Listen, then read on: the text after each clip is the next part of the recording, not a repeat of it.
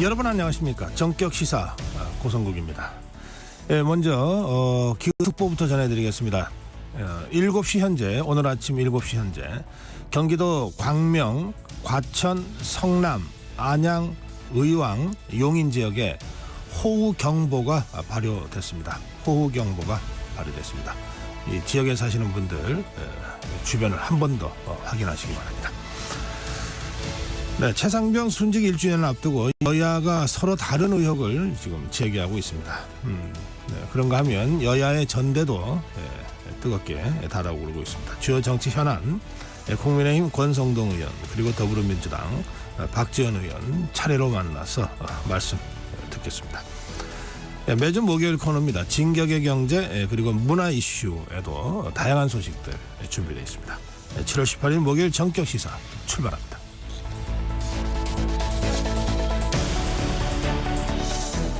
네, 정격시사는 유튜브 라이브로 생방송 함께 하실 수 있습니다. 문자 참여 짧은 문자 50원, 긴 문자 100원 샵 9730으로 참여해 주십시오. 콩 어플 무료입니다. KBS 1라디오 정치경제사회문화 각종 명품 콘텐츠가 지금 여러분들을 기다리고 있습니다. 구독, 좋아요, 댓글로 함께 해주십시오.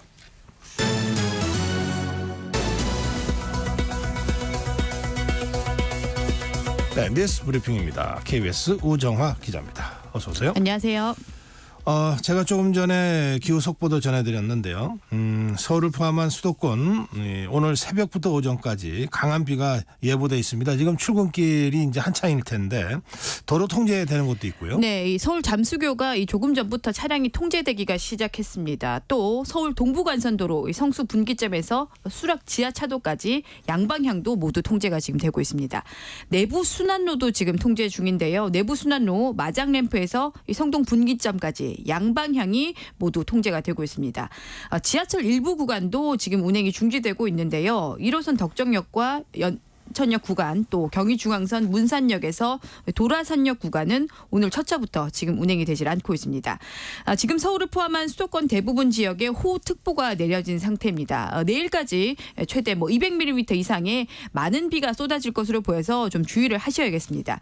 제가 계속 몇 미리 말씀드린 적이 있는데 네. 쉽게 좀 말씀드리면 시간당 50mm 정도 비가 온다고 하면 이 운전을 하면서 이 와이퍼를 가장 빠르게 정말 계속해서 와이퍼로 유리를 계속해서 빨리 닦아도 앞이 안 보이는 수준이다. 50mm 정도면 그렇게 생각을 하시면 되겠습니다.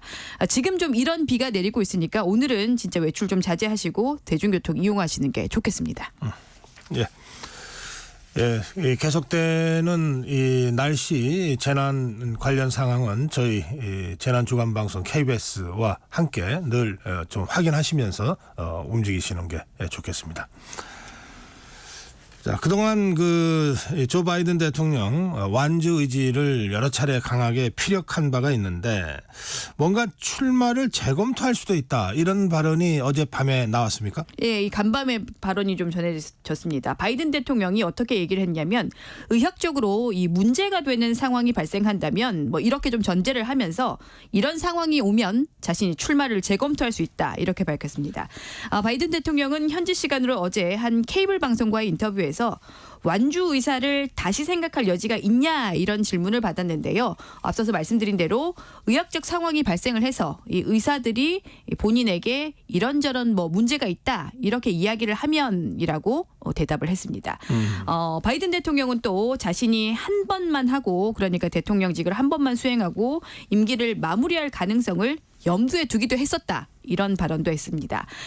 그래서 이 바이든 대통령이 이런 발언만 보면 지금 좀 입장이 달라진 게 아닌가 이런 해석도 할 수 있겠지만 동시에 이런 발언도 했기 때문에 좀 아직은 단정하기 어렵습니다.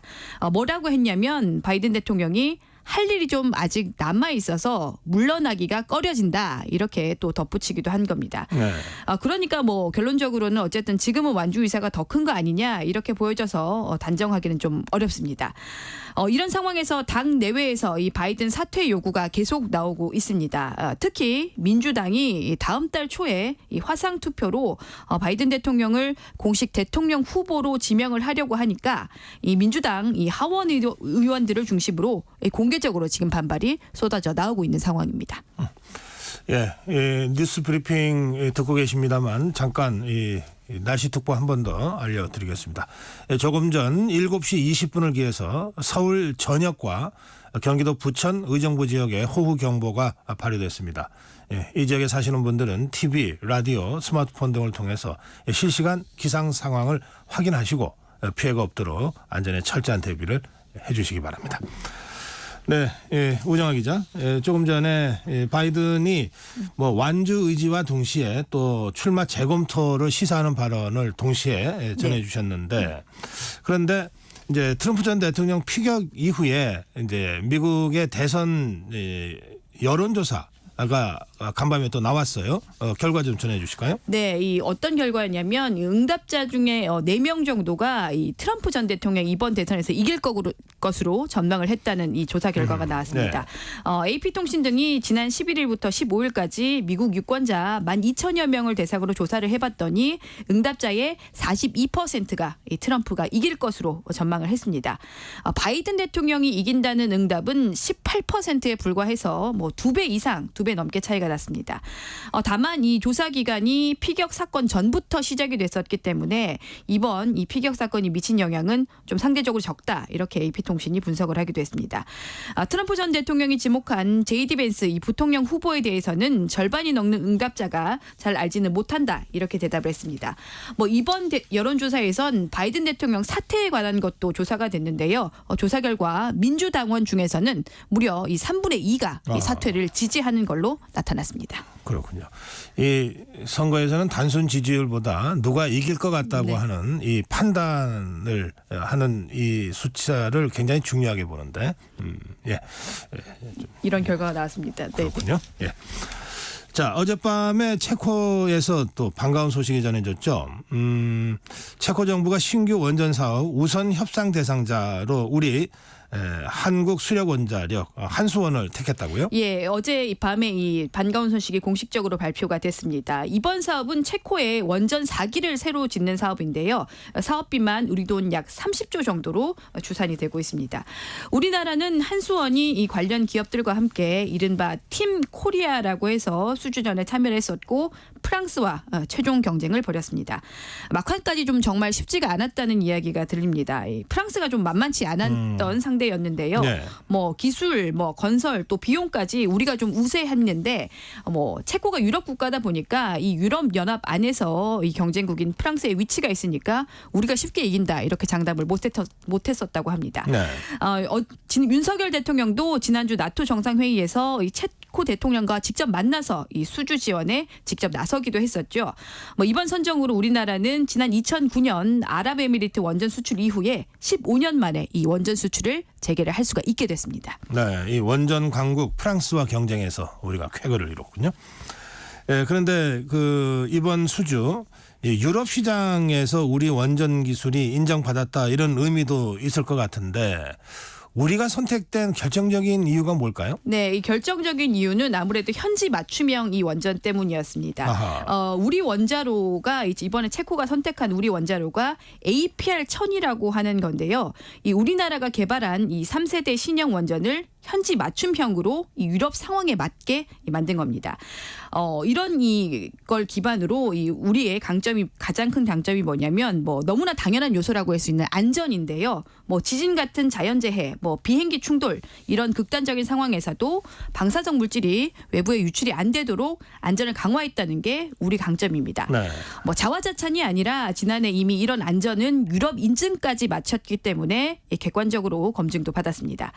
비용이 적게 드는 것도 좀 한 몫을 한 것 같은데요. 우리나라 원전 건설 비용이 프랑스의 한 절반 수준, 미국은 3분의 1 수준까지 저희가 경쟁력이 있습니다. 여기다가 또 시공 능력은 이 프랑스를 압도했다는 평가도 나오고 있어서 이번에 수주를 한 것이 아닌가 이렇게 풀이가 되는데요. 최종 수주 여부는 내년 3월에 결정이 됩니다. 뭐 일단 최종 수주가 완성이 되면 오는 2029년에 공사에 들어가서 2036년에 상업 가동을 하는 게 목표입니다. 네, 한국 정부를 위해서 미신고 활동을 했다 이런 혐의로 미국에서 체포된 수미 테리가 있습니다. 이 한국계 대북 전문가인데요. 근데 이 수미텔이 보석금을 내고 일단 풀려났다고 합니다. 네, 이 구체적인 혐의가 뭐죠? 네, 이 간밤에 풀려나긴 했습니다. 이 구체적인 혐의는 이 미국의 외국 대리 등록법 위반이라고 합니다. 뭐 쉽게 좀 말씀드리면 외국 정부를 위해서 활동을 하려면 법에 따라서 이 법무부에 신고를 해야 하는데 이 수미테리가 이 한국 정부를 위해서 일해놓고 신고를 하지 않았다고 보는 겁니다. 뉴욕 연방지법은 이 수미테리가 이 한국 국정원 직원들과 뭐 식사를 하는 사진, 뭐 금품 선물을 받는 사진 등을 공소장에 첨부를 하면서 이번에 5천만 원 상당을 받았다 이렇게 진술을 하기도 했습니다. 이런 게 드러나다 보니까 뭐 우리 국정원이 이렇게 좀 대외에서 허술하게 활동하냐 이런 비난 여론도 지금 나오고 있는데요. 네. 수미테리 측 변호사는 테리의 입장과 한국 정부의 입장이 같을 때만 의견을 낸 적이 있다면서 이번 법 위반 혐의를 부인하고 있습니다. 간밤에 미국 국무부는 이 법무부의 법 집행이 적절하다 이렇게 밝혀서 일단 뭐 수미테리 측 입장에서는 재판 가서 진실을 좀 밝혀야 될 것 같습니다. 네, 그런데 이번에 이렇게 기소된 수미테리 박사요. 이 탈북 다큐멘터리로 에미상 후보에 올랐습니까? 네, 이 에미상 후보에 올랐습니다. 미국 이 TV 예술과학 아카데미가 발표한 이 에미상 후보 목록을 보면 수미테리는 미 공영방송 이 PBS에서 방영된 다큐멘터리 영화 비욘드 유토피아의 공동 제작자 중에 한 명의 자격으로 이 다른 프로듀서들과 함께 제작자들과 함께 후보에 이름을 올렸습니다. 네. 이 다큐멘터리가 뭐냐면 이 탈북 주민들의 이 험난한 탈북 과정들을 다룬 다큐멘터리인데요. 이 호평을 받았고 이번에 결국 다큐멘터리 영화 제작 부문 후보에 이름을 올렸습니다. 네, 오늘 여기까지 듣겠습니다. 뉴스브리핑 우정화 기자였습니다. 네, 다시 한번 알려드리겠습니다. 오늘 아침 7시 20분을 기해서 서울 전역 그리고 경기도 부천 의정부 지역에 호우경보가 발효됐습니다. 이 지역에 사시는 분들은 TV와 라디오, 스마트폰 등을 통해서 실시간 기상 상황을 꼭 확인하시고 피해가 없도록 안전에 철저한 대비해 주시기 바랍니다. 전격 시사 듣고 계신 지금 시각 7시 32분입니다. 네, 전격 시사 출근길 날씨 정보입니다. 우선 목소리가 이래서 죄송합니다. 현재 수도권을 중심으로 시간당 30에서 60mm의 매우 강한 비가 집중되고 있고요. 서울의 호우주의보가 조금 전 들으셨다시피 7시 20분에 호우경보로 격상됐습니다. 호우특보 발효된 수도권, 충남 북부, 강원 영서 북부를 중심으로 매우 강한 비가 내리고 있는데요. 어제부터 지금까지 파주 판문점이 580mm의 비를 넘어섰고요. 동두천 350, 의정부 200mm 등의 강우량을 기록하고 있습니다. 현재 한탄강, 임진강 등지로는 홍수특보가 내려진 곳이 많고 동부간선도로나 내부순환로 등 곳곳에 통제 구간도 늘고 있어서 주의하셔야 되겠고요. 오늘도 중부지방 중심으로 오후까지 시간당 30에서 70mm 이상의 매우 강하고 많은 비가 오면서 호우특보도 점차 확대되겠습니다. 남부지방은 곳에 따라 소강 상태 보이겠지만 오후까지 시간당 20-30mm의 강한 비가 오는 곳이 있겠고요. 중부 서해안은 강풍특보도 발효 중입니다. 내일까지 예상 강우량 중부와 전라권 30에서 100, 많은 곳 150mm 이상, 경기 북부 180mm 이상, 경상권 30에서 80, 최고 120mm 이상이고 제주는 5에서 40mm 예보돼 있고요. 이번 주말에도 전국 대부분 비가 오겠습니다. 한편 현재 전남과 제주에 폭염특보 발효 중이고 오늘 낮 최고 기온 제주 33, 서울, 세종 27도 등 당분간 남부와 제주가 무덥겠습니다. 현재 서울 기온 23.4도, 지금까지 서울에 49.3mm의 오늘 비가 기록됐습니다. 날씨 정보 최영우였습니다. 계속해서 이 시각 교통 상황은 KBS 교통정보센터의 이현 씨가 정리해 드립니다. 네, 서울 시내 교통 통제 상황부터 살펴드리겠습니다. 동부간선도로가 양방면 전면 통제되고 있습니다. 내부순환도로 마장램프에서 성동 분기점 구간 전면 통제되고 있으니까요. 다른 길 이용해 주셔야겠습니다. 동부간선도로 통제 때문에 동일로가 많이 밀리고 있습니다. 수락 분기점에서 영동대교 쪽으로 정체가 이어집니다. 이외에도 서울 시내 등산철교 하부도로 이용하실 수 없겠고요. 사천교 하부도로 통제되고 있습니다. 양재천로 영동 1교 하부도로 역시 전면 통제 이어지고 있습니다. 한편 폭우로 일부 열차도 운행이 중단됐습니다. 지하철 1호선이고요. 덕정역에서 연천역 구간이 첫 차부터 운행이 중단됐습니다. 다른 교통편을 이용하셔야겠습니다. KBS 교통정보센터였습니다.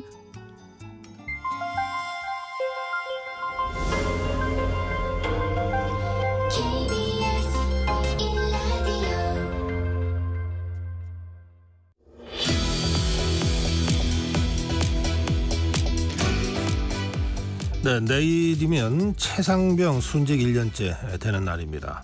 여러 가지 문제 제기 의혹들이 나오고 있는데요. 민주당에서는 임성근 전 해병대 1사단장을 구명하기 위한 로비가 있었다라고 하는 의혹이 제기되고 있습니다. 이에 대해서 국민의힘의 권성동 의원은 민주당 관계자가 개입된 야권의 사기 탄핵 게이트다 이런 주장을 하고 나섰습니다. 지금 전화로 권성동 의원, 국민의힘 권성동 의원 연결해서 직접 말씀 듣겠습니다. 의원님 안녕하십니까? 예, 안녕하세요. 권성동입니다. 네. 어제 기자회견에서 이 임성근 전 사단장 구원 이 구명 로비 의혹이 야당발 제보 공작이다 이렇게 주장하셨지 않습니까? 예. 좀 자세한 내용을 좀 여기서 설명을 해 주실까요? 이게 참 내용이 복잡해서 일반 청취자들이 이해하기가 쉽지 않은 사안인데요. 네. 지난 6월 21일 날 국회 법사위가 최상병 특검 입법 청문회를 열었습니다. 네.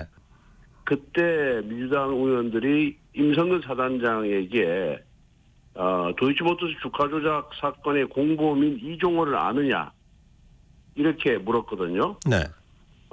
그러면서 마치 여기에 이제 이종호라는 사람이 도이치모터 주가 조작 사건의 공범이니까 김건희 여사와 이종호 씨가 친분이 있다. 그러니까 이 이종호를 통해서 임성근에 대한 구명 로비를 한 것이 아니냐라는 취지로 이제 물었어요. 네. 그런데 6월 25일 날 JTBC가 단독 보도를 통해서 단톡방에 있는 대화 내용을 공개를 합니다. 네. 도이치모터 주가 조작 사건 공모 이종호 씨와 청와대 경호처 출신 A 씨라고 나와 있어요. 네. 그래서 임성근 해병 1사단장과 작년에 골프 모임을 추진했었다. 이렇게 보도가 됩니다. 네. 그런데 여기 제보자로 C 변호사를 거론해요. 네. 근데 그 제보자가 누구냐고 제가 지난번 기자회견에서 밝혔는데 이 사람이 바로 박정훈 대령의 변호사예요. 지금 항명 사건으로 재판받고 있는. 예. 그 박정훈 전 수사단장이죠. 해병대 수사단장. 네. 그러니까 박정훈 전 수사단장이 이 임성근 사단장을 과실치사 혐의로 경찰에 이첩하려고 했었지 않습니까? 그렇죠. 그러면서 하니까 이제 그 박정훈 대령의 변호사는 자기 신분을 싹 감춘 채 이종호와 김건희 여사가 알고 있으니까 이종호를 통해서 김건희 여사한테 임성근 전 사단장에 대한 구명 청탁을 한 것이 아니냐 이렇게 제기를 합니다. 네네. 그런데 이제 임 사단장이 난 이슈와도 모르고 이종호를 전혀 모르는 사람이다. 그리고 이종호도 나는 김건희 여사와 소통한 지가 10수년이 넘었다. 그리고 구명 로비를 한 적도 없다. 네. 이렇게 전면 부인하지만은 민주당은 계속해서 임성근 사단장이 이 A씨 소위 말하는 이종호 그 도이치모터 주가 조작 공범을 알고 A씨를 알고 경호처 직원이에요. 경호처 직원 A씨를 알고 네. 또 A씨가 이종호 도이치모터 주가 조작 사건의 공범을 알고 또 이종호가 김 여사와 과거의 친분이 있었으니까 이런 루트를 통해서 구명 로비를 정경했다. 네. 이렇게 이제 의심하면서 계속해서 공세를 펴고 있는 거죠. 예. 그런데 제가 어제 기자회견에서 그 전직 경호처 직원 이 사람이 누구냐? 그걸 제가 조사해봤더니 이 사람이 바로 그 문재인 대통령 때 이제 명예퇴직을 한 경호처 직원인데 네. 그 이재명 대표 팬클럽이라고 그대로 이재명이라는 팬클럽이 있어요. 네.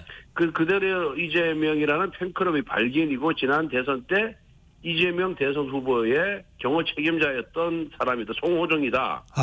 이렇게 제가 밝혔습니다. 다시 말씀드리면은 이 단톡방에 있는 멤버가 5명인데 네. 거기 임성근 전 사단장 들어가 있지도 않고요. 네. 그 중에 2사람이 민주당 관계자, 한 사람이 바로 우리 박정훈 네. 전 해병대 수사단장의 변호사인 김규현 변호사고, 네네. 그리고 이제 그 송호정이라는 그 전직 경호처 직원 이 사람은 바로 이재명 대표의 경호 책임자였어요. 예.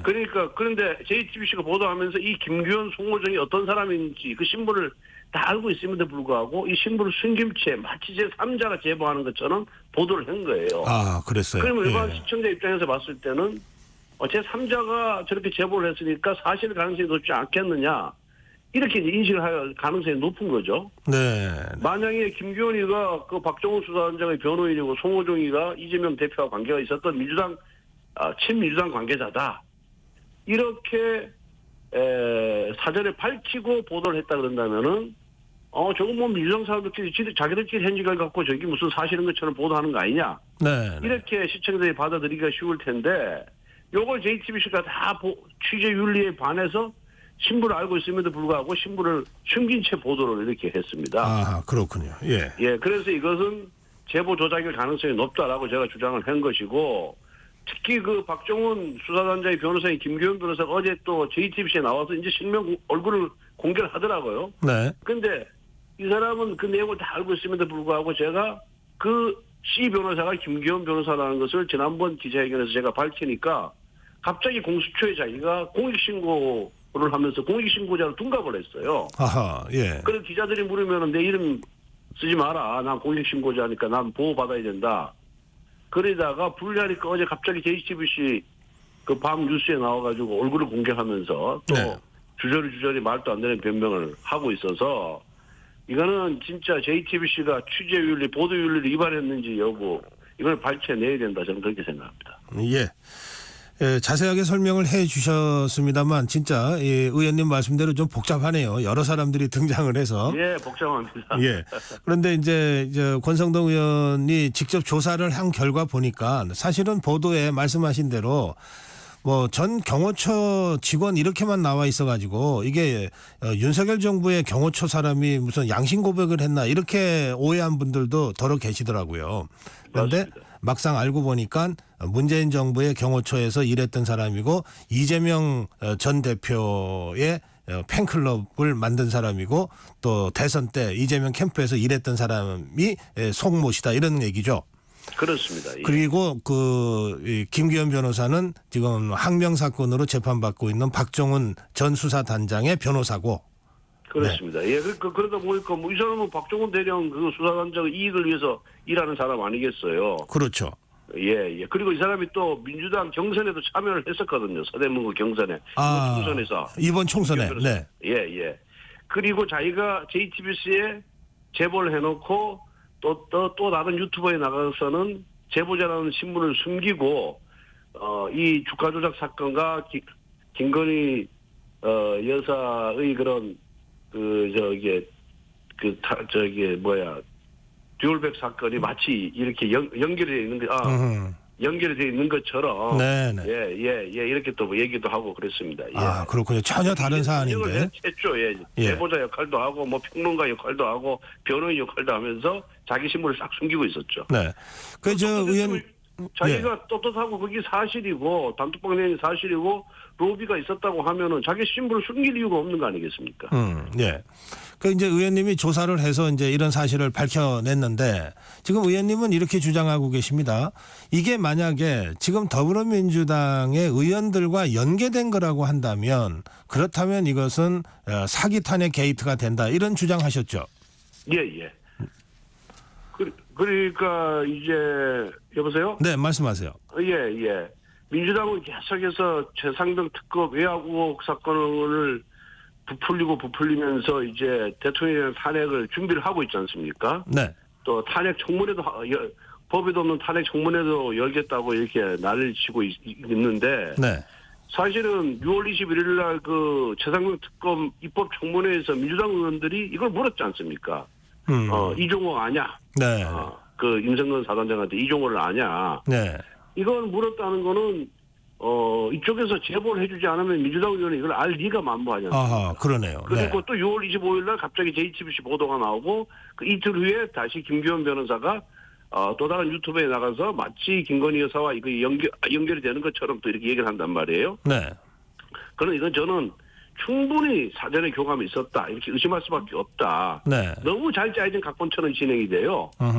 그러면 민주당이 지난번에 대선 때도 보셨다시피 신앙민 김만배 그 녹취록도 조작하고 이랬지 않습니까? 네. 그런 녹취록 이 민주당이 그 조작 역사는 뭐 깊어요. 옛날 김대중 대통령 당선될 때부터 네. 김대호 병풍 사건에서도 조작을 했고 지난번 대선에서도 조작을 했고 그러니까 우리 입장에서는 여기에 민주당 의원들과 이 김기현 변호사 등이 다 서로 연결이 돼서 이런 제보 조작 또 사기 탄핵 게이트를 하려고 하는 것이 아니냐는 그런 의심을 할 수밖에 없는 그런 상황이고 저는 이건 합리적 의심이다 이렇게 보고 있습니다. 네, 이게 그 단톡방이 5명이 들어가 있었고 이게 골프 모임 단톡방으로 알려져 있는데 그 골프가 있긴 있었습니까?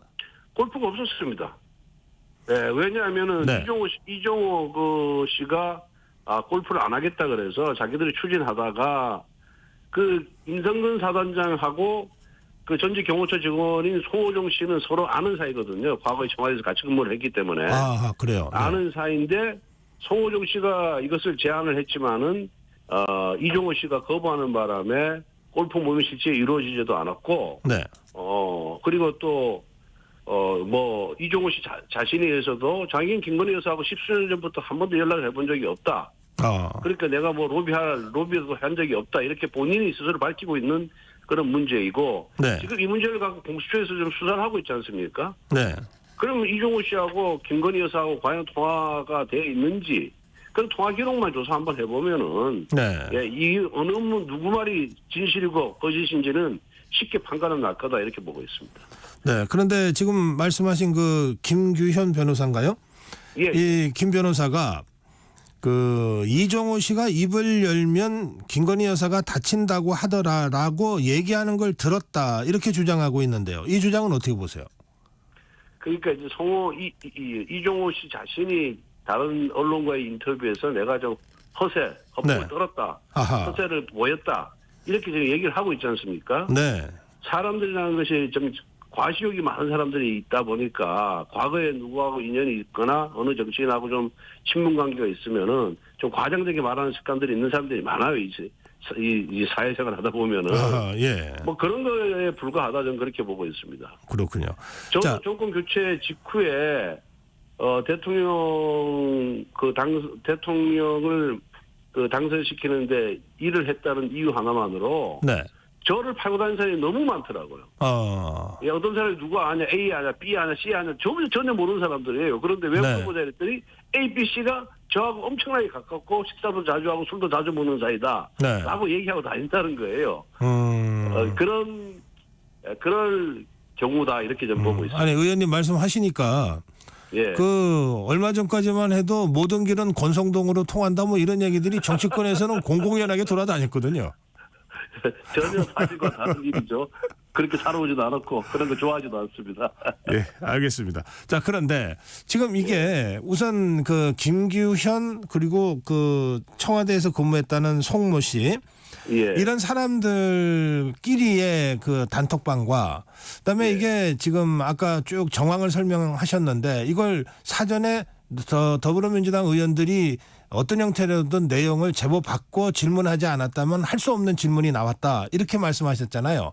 예. 그 민주당과의 연결고리 이런 거를 뭐 수사권이 없는데 권성동 의원이 계속해서 조사하시기는 어려울 것 같고 이건 뭔가 팩트를 밝혀야 될 것 같은데 어떤 방법이 있을까요?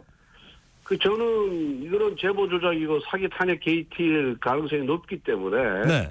우리 당 지도부가 나서서 이거 국정조사를 이끌어내야 된다. 네. 이렇게 보고 있고 그다음에 JTBC 단독 보도의 위법 여부를 좀 살펴보고 있거든요. 네. 그래서 지금 법률 검토를 하고 있는데 의뢰해서 만약 법률 검토 결과 불법 행위가 있다 그러면은 고발 또는 수사 의뢰를 할 그럴 계획으로 있고요. 네. 그다음에 JTBC 보도가 과연 보도 윤리에 반하는지 안 했는지를 나름대로 그 보도 준칙이 다 있지 않습니까? 있죠. 네. 예, 반했는지 안 반했는지를 좀 더 살펴본 다음에 반했다 그런다면은 이건 또 어디입니까? 방심이요. 방심위. 네. 예, 방송심의위원회에 또 의뢰를 해서 네. 거기에 또 판단을 받아봐야 될 문제다 이렇게 생각하고 있습니다. 네. 보도윤리와 관련된 심의는 방심위가 하니까요. 예. 그런데 한 가지만 더요. 그 이종호 씨가 예. 이게 뭐 VIP 얘기를 하면서 처음에는 VIP가 김계환 해병대 사령관이었다고 했다가 예. 김건희 여사라고 지칭한 게 맞다 이렇게 번복하기도 했다는데 예. 김건희 여사를 VIP라고 부르는 사람도 있습니까? 저는 처음 들어봅니다. 보통 VIP 하면은 네. 어떤 조직에서 VIP 하면 그 조직의 수장을 얘기하는 것이고, 네. 뭐 이제 정치권에서 정치권에서는 주로 대통령을 그런 의미하는 건데, 네. 이종호 씨가 뭐 대통령하고 아는 사이도 아니고 본인도 뭐 전혀 모르는 사이고 과거에 뭐 김건희 여사하고 알았다 하더라도 네. 본인 스스로도 10수년 전에 이미 관계가 끝났다, 연락을 안 하는 사이다라고 얘기를 하고 있기 때문에 네. 네. 이거는 뭐 아무리 조사해봐야 저는 허세에 불과하다. 본인이 네. 또 허세라고 얘기했습니다. 헛보이 떨었다고 얘기했기 때문에 네. 네. 이거는 뭐 조사를 하면은 금방 결론이 날 것이다 이렇게 보고 있습니다. 예, 알겠습니다. 의원님.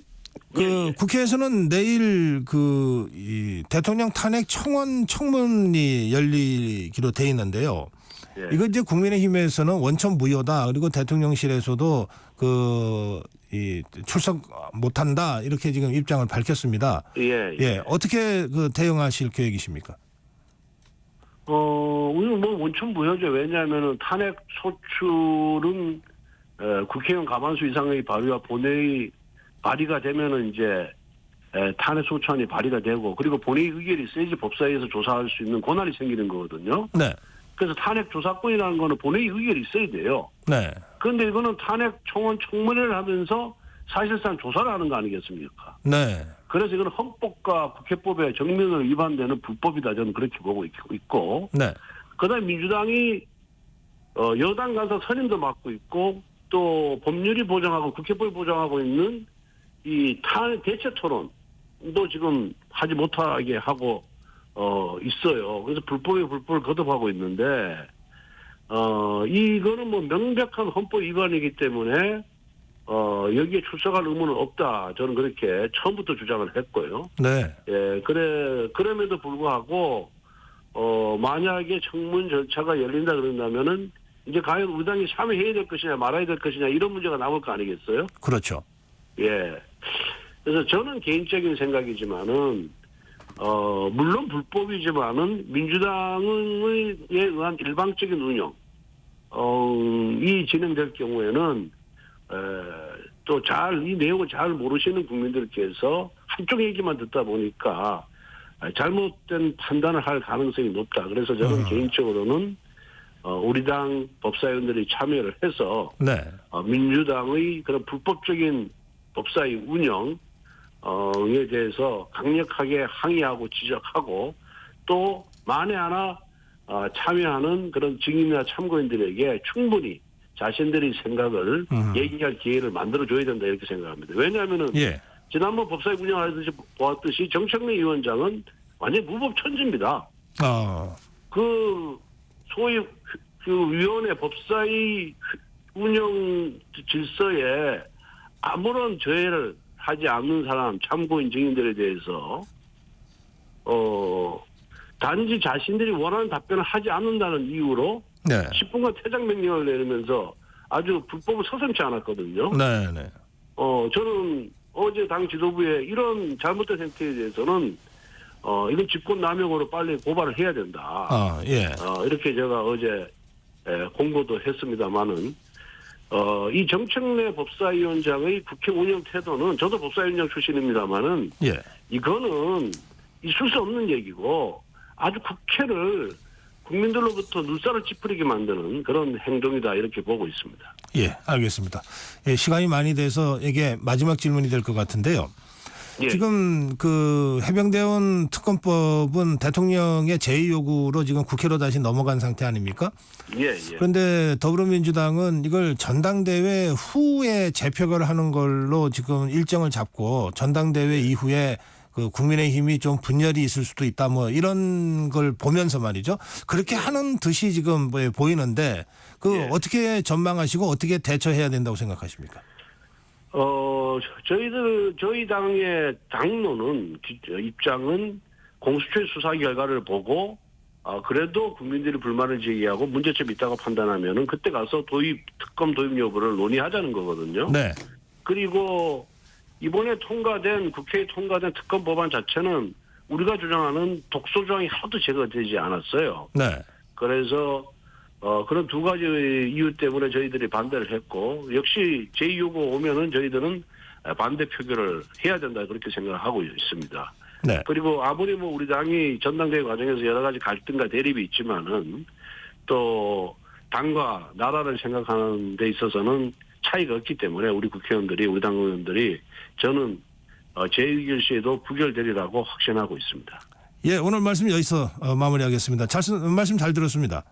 예, 감사합니다. 네, 국민의힘 권성동 의원이었습니다. 네, 예, 조금 전 7시 50분을 기해서 서울시 도림천 신대방 1교 부근에 홍수주의보가 발령됐습니다. 인근 지역 주민들 안전에 유의하시기 바랍니다. 또 수도권과 중부지방에 많은 비가 내리면서 서울, 인천, 대전, 세종, 경기, 충북, 충남, 경북, 강원, 전북 지역에 산사태 위기경보. KBS 라디오 기후위기 대응 캠페인 지구를 네, 안녕하세요. 저는 기후변화 생태계연구소의 공우석입니다. 지난 100년 사이에 전 세계적으로 기온이 1도 정도 올랐거든요. 그런데 우리나라는 1.4도가 올랐습니다. 우리나라는 다른 나라보다 훨씬 더 기후변화 속도가 빠르게 진행이 되고 있고 모기가 1년에 2번씩 부화를 하기도 하고 원래 우리나라에 살지 않았던 해충들이 갑자기 우리나라에 들어와가지고 번성을 하는 이런 일들이 나타나고 있습니다. 기후변화에 따라서 나는 피해자다. 그런 생각을 하시잖아요. 근데 실은 우리 모두가 가해자고 원인 제공자입니다. 내가 어떻게 하면은 기후위기를 극복하는 데 힘을 보탤 수 있을 건가 하는 것들을 생각해야 되고 문 안에서 우리가 반려동물들, 반려식물들에 대한 애정이 정말 깊잖아요. 그런데 우리 문 밖에 있는 야생에 있는 동물과 식물들은 이 기후위기 상황에서 지구온난화를 어떻게 돌파를 하고 있는지 관심을 가져야 됩니다. 그들이 진정한 우리의 미래를 보장할 수 있는 생태계의 주축이 되기 때문에 그러한 생태계가 붕괴되는 순간 우리의 미래도 보장받을 수 없습니다. 그러면은 이제 뭘 어떻게 해야 되나? 남에게 미루지 말고 나부터 지혜로운 소비자가 되어가지고 좋은 상품을 선택해서 구매를 하게 되면은 우리 기업의 국제 경쟁력이 높아집니다. 그리고 우리나라 대한민국이 국제 질서를 선도하는 모범 국가로 도약할 수 있도록 우리 국민 모두가 힘을 보태야 됩니다.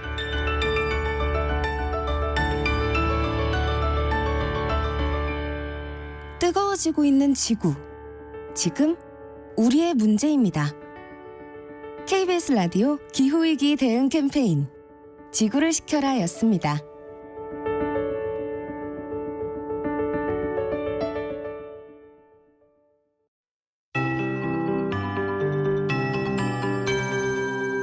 KBS 58분 날씨. 약 30분 전인 7시 20분을 기해서 서울의 호우주의보가 호우경보로 격상된 가운데 현재 호우특보 발효된 수도권, 강원 영서북부, 충남 북부에 시간당 20에서 50mm의 매우 강한 비가 오고 있습니다. 또 서울 구로, 영등포, 동작, 관악구에 인접한 도림천 신대방 1교에 조금 전 홍수주의보가 발효됐습니다. 어제부터 지금까지 파주 판문점이 580mm, 동두천 350mm 등 기록적인 폭우가 내려 현재 한탄강, 임진강 등지로 홍수특보가 내려진 곳이 많고요. 중부와 경북, 전북은 산사태 위기경보 심각 단계입니다. 오늘도 중부지방 중심으로 오후까지 시간당 30에서 70mm 이상의 매우 강하고 많은 비가 오겠고요. 중부 서해안에는 강풍특보도 발효 중입니다. 남부지방도 가끔 비가 오겠습니다. 내일까지 예상 강우량 중부와 전라권 많은 곳 150mm 이상, 경기 북부 180mm 이상, 경상권은 최고 120mm 이상이고요. 제주 5에서 40mm입니다. 이번 주말 휴일에도 전국 대부분 비가 오겠습니다. 현재 전남과 제주에 폭염특보가 발효 중이고요. 오늘 낮 최고 기온 제주 33, 서울 세종 27도 등으로 남부와 제주가 당분간 덥겠습니다. 지금 서울 기온 23.3도, 오늘 서울에 52.6mm의 비가 왔습니다. 기상청에서 최영우였습니다.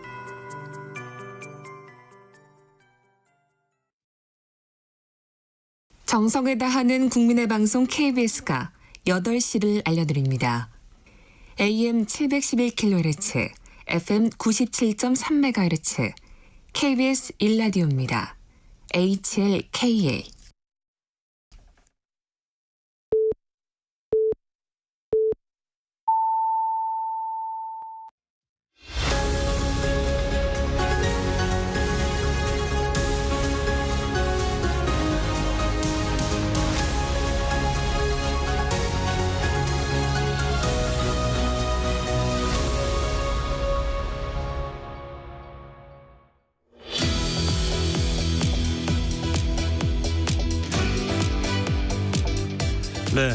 지금 수도권과 중부지방에 많은 비가 내리면서 서울, 인천, 대전, 세종, 경기, 충북, 충남, 경북, 강원, 전북 지역 거의 전 지역에 산사태 위기경보가 심각 단계로 조정됐습니다. 누적 강우량이 많아서 산사태 발생 위험이 매우 높습니다. 이들 지역에 계시는 분들은 산림과 인접한 주택에 머무르지 마시고 가급적이면 산림과 떨어진 안전한 곳으로 대피하는 등 각별히 주의하시기 바랍니다. 네, 전격 시사 이번에는 더불어민주당 박지원 의원 말씀 듣겠습니다. 스튜디오로 나오셨습니다. 어서 오십시오, 의원님. 네, 안녕하세요. 오랜만입니다. 네, 그 지역구가 굉장히 먼 곳이죠. 그렇죠. 해남 완도 진도. 해남 완도 진도요. 네. 그러면 서울에서 제일 먼 지역구입니다. 그럼 몇 시간이나 걸립니까? 왔다 갔다 하시는데? 보통 한 4시간. 네. KTX 타고 또 갈아타고. 예, 차로 타고. 네. 뭐 제가 걸어가는 것도 아니고 기차가 태워다 주고 차가 태워다 주니까 네. 즐거운 마음으로 가죠. 예. 올라오기는 싫습니다. 아, 왜 싫어요? 국회에서 싸우니까요. 지겨워요. 그래도 정치권에서는 박지원 의원 그러면 이 전투력으로 다들 통하잖아요. 전투력이 있죠. 예. 그렇지만은 끝이 없는 싸움이기 때문에 네. 지겨워요.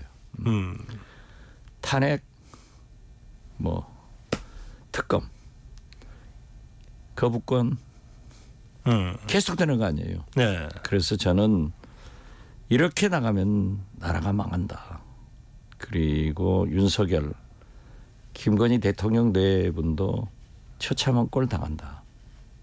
우리 국민도 어려워진다. 네. 그렇기 때문에 저는 이 모든 실타래를 풀 책임은 대통령께 있으니까 대통령이 좀 풀어나갔으면 좋겠다. 네.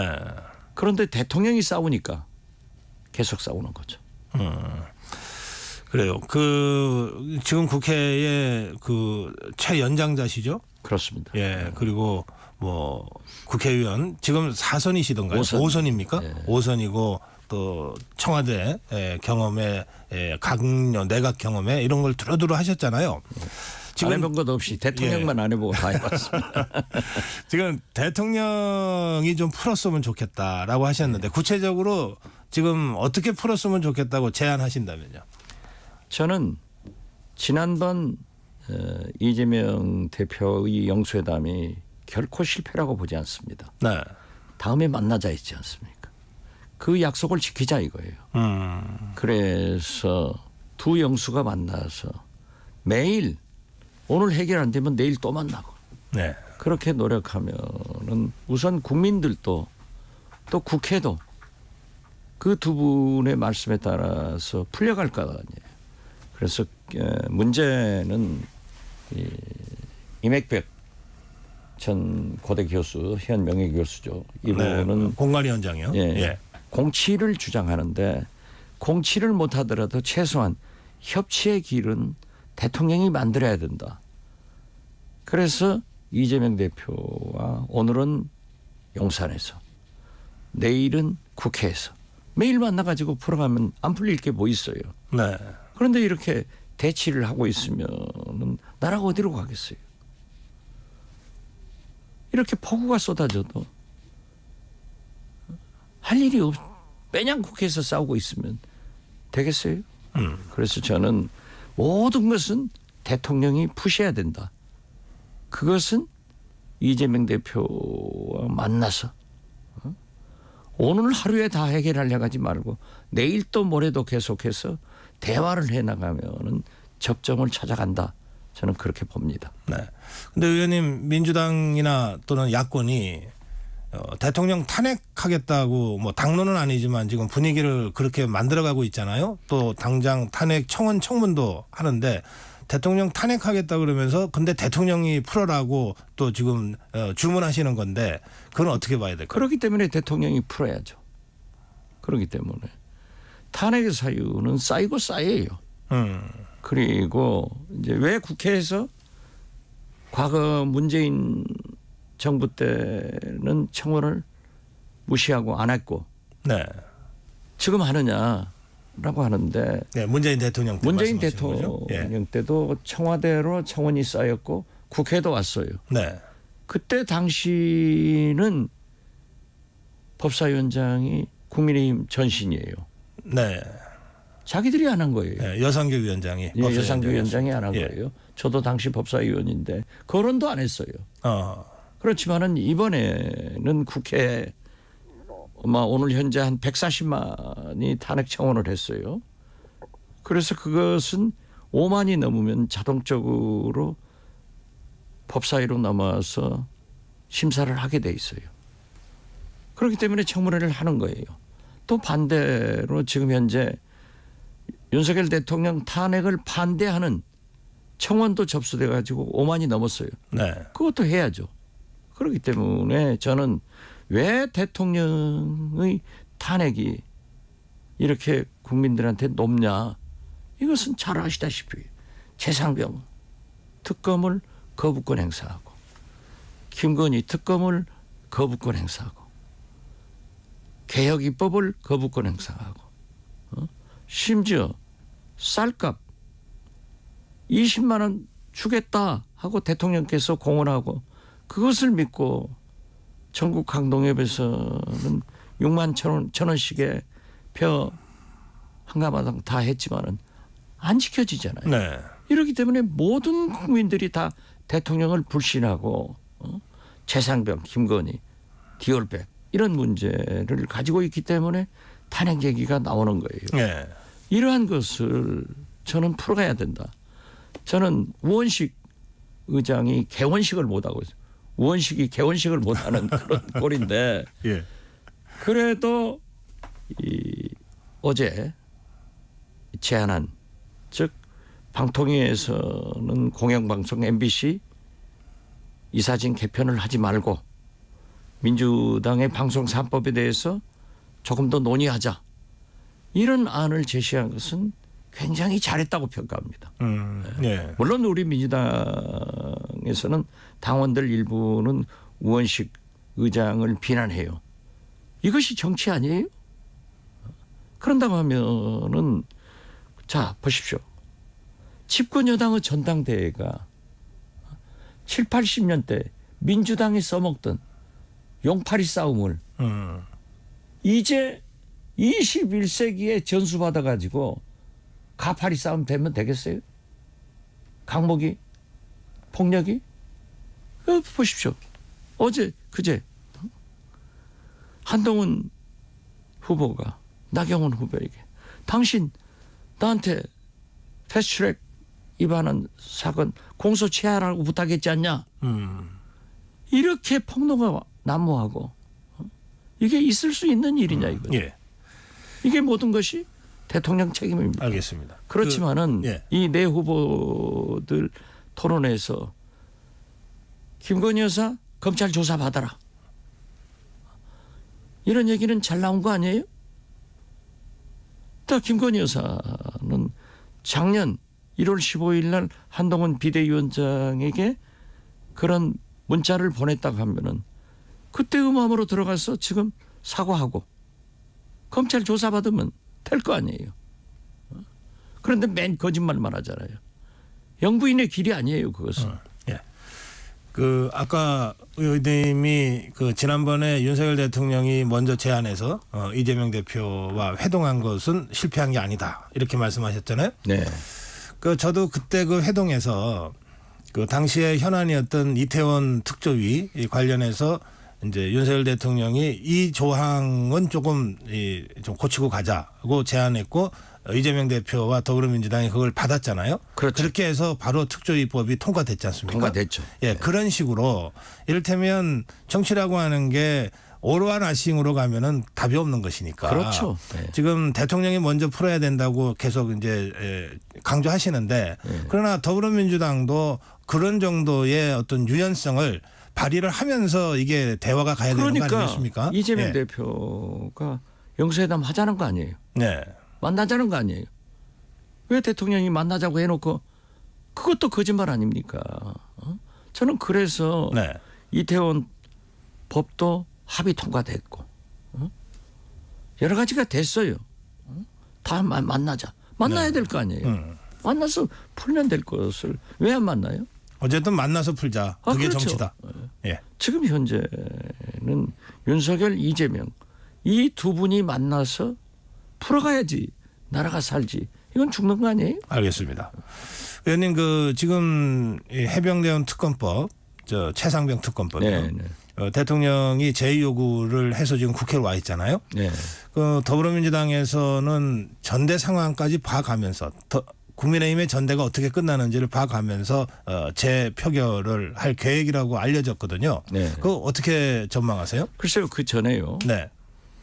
우리가 02-800-7070 전화가 어디 전화냐 예. 이것을 계속 추궁했고 정진석 비서실장 등 대통령실에서는 비밀이다.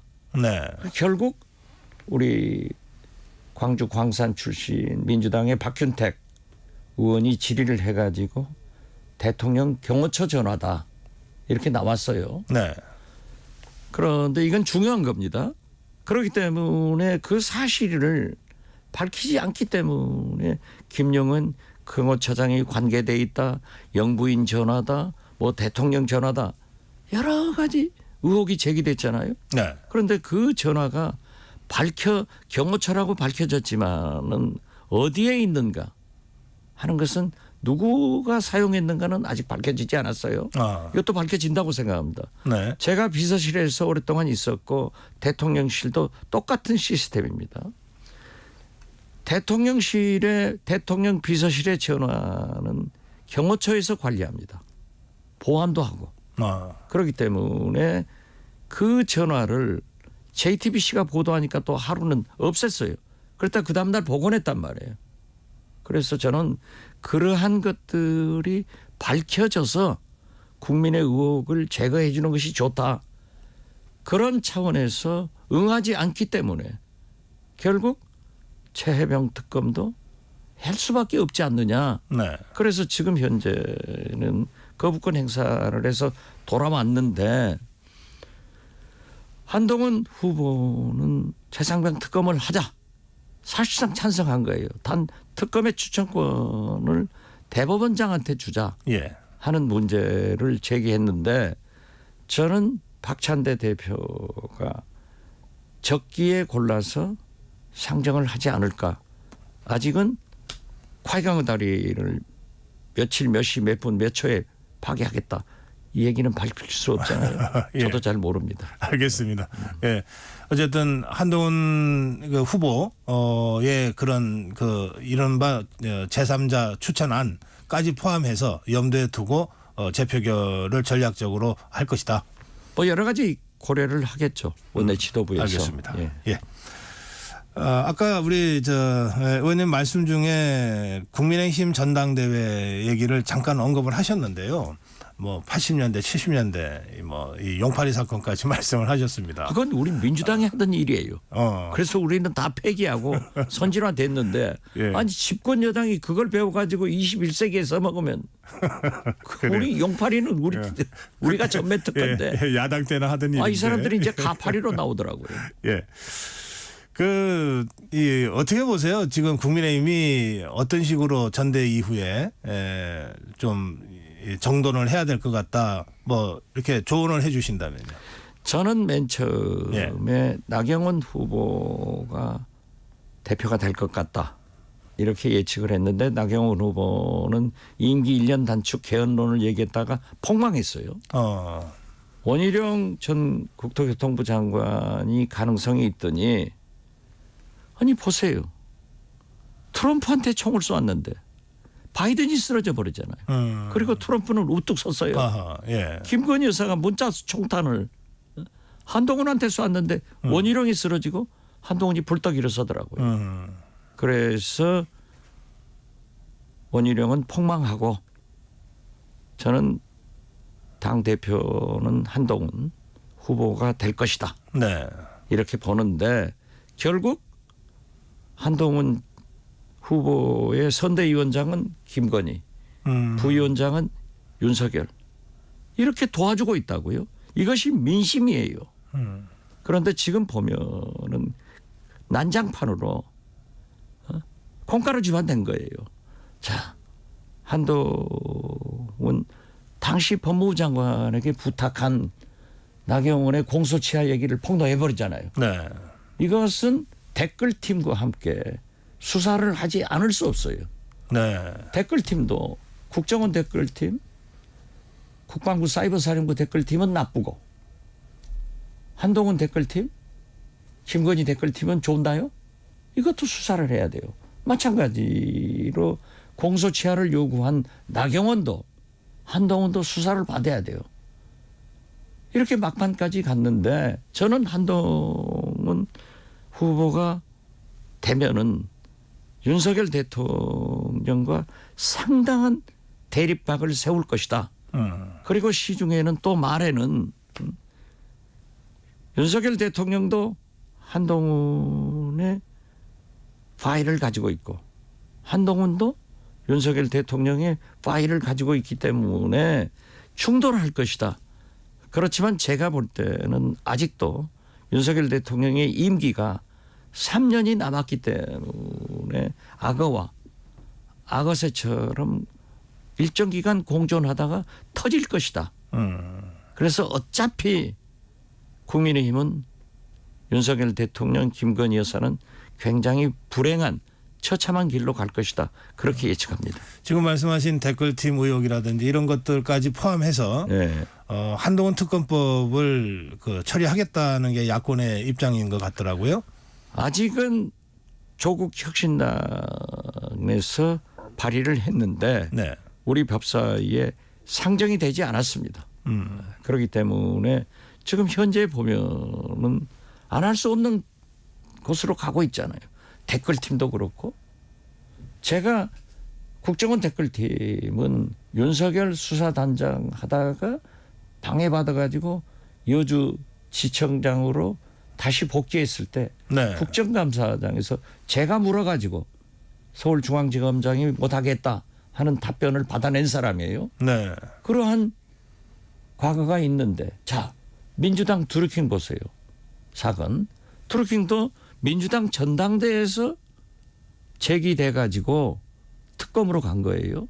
그렇다면은 한동훈 댓글팀 뭐 지원팀이라고 하던데 아무튼 댓글팀 아니에요? 네. 김건희 여사 댓글팀 이것도 특검해야죠. 그리고 더욱이 공소치하를 청탁했다는 나경원 거절했다는 한동훈 이 문제도 수사를 해서 국민 앞에 밝힐 일 아니에요. 알겠습니다. 예. 특검이 불가피해질 것 같다. 이렇게 지금 저는 그렇게 전망하셨습니다. 봅니다. 예. 예. 더불어민주당 전대 상황도 좀 여쭤봐야 되겠어요. 예. 지금 뭐 이재명 일극 체제다 뭐 이런 저런 비판들이 많이 있었는데 김두관 후보가 출마하고 이제 3파전이 됐습니다. 지금 민주당 상황 어떻게 진단하시고 어떻게 전망하십니까? 저는 현재의 이재명 체제가 과거 제가 모셨던 김대중 체제하고 비슷한 현상이다. 단 김대중 체제 때는 총재 경선에 작고하신 김상현 의원이 대통령 후보 경선의 현 헌정의장이신 정대철 예. 의원이 세게 경선했습니다. 예, 세게 했어요 그때. 별말 다 나왔습니다. 진짜 못할 말 다 나왔지만 기억이 나네요. 예. 그 결과를 보면은 30%가 있더라고요. 그래서 정치는 100%가 없어요. 그렇기 때문에 60% 받으면 100%로 간주하는데 그러나 김대중 대통령은 김상현, 정대철, 박정훈 다 공천 줬어요. 네. 정치 보복을 하지 않았다고요. 그렇기 때문에 지금 현재 그 체제가 비슷할 정도로 이재명 일극 체제라는 얘기가 나오는데 우리 민주당의 절체절명한 목표는 정권 교체에 있습니다. 그래서 윤석열, 김건희 검찰청권을 다도하자. 이것이 우리 목표 아니에요? 네. 그렇다면은 이재명 대표가 총선을 압도적 승리로 이끈 리더십 또 과거 윤석열 정권 2년 넘도록 차기 대통령 후보로 한 번도 1등을 뺏겨보지 않았어요. 그러면 김대중 대통령도 국민 지지를 받는 사람을 내세워야 된다. 네. 대통령 후보가 되는 거예요. 저는 그래서 처음부터 이재명 연임으로 가자. 네. 그렇게 얘기를 했는데 다행인 것은 김두관 지사가 후보로 나오겠다 해서 저는 하지 말자. 차라리 이재명을 당대표로 세워서 대통령 후보 길로 가게 하자. 이렇게 주장했는데 나왔어요. 저는 잘했다고 생각합니다. 그런데 이번 여론조사를 보면은 의외로 김두관 후보가 37.7%가 나왔더라고요. 예. 대단히 나온 거예요. 예, 일반 국민조사로. 그렇죠. 예. 그렇기 때문에 저는 두 분이 세게 붙어서 네. 30% 정도를 알겠습니다. 받았으면 좋겠다. 그럼 단 희망이 있는 것은 다행스럽게 이재명 후보가 김대중의 길을 가고 있어요. 약간 우클릭해서 종부세다, 금투세다, 네. 상속세를 거론한단 말이에요. 이건 아주 잘한 거고. 그런 대신 또 김두관 후보는 이건 민주당 정체성이 아니다. 예. 부자 감세가 왜 민주당이냐. 저도 부자 감세에 반대하는 사람입니다. 그렇지만은 이런 정책 대결로 가는 것은 아주 바람직한 현상이다. 알겠습니다. 그렇게 봅니다. 예. 그래요. 예, 더불어민주당 세게 붙어야 된다. 그래야 산다. 이렇게 그렇죠. 오늘 말씀하신 걸로 마무리하겠습니다. 그리고 예. 저는 제가 얘기했습니다.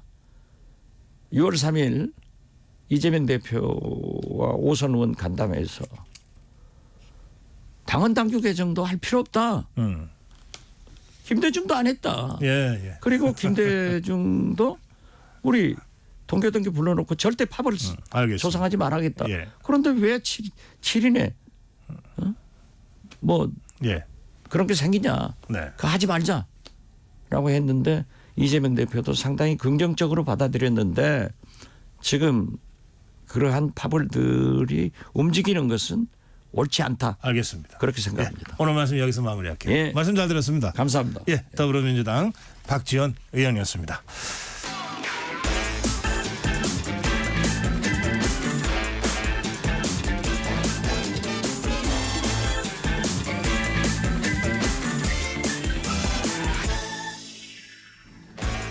네, 한 번 더 뉴스입니다. 오늘은 한국경제신문 최형창 기자 함께하겠습니다. 어서 오세요. 예.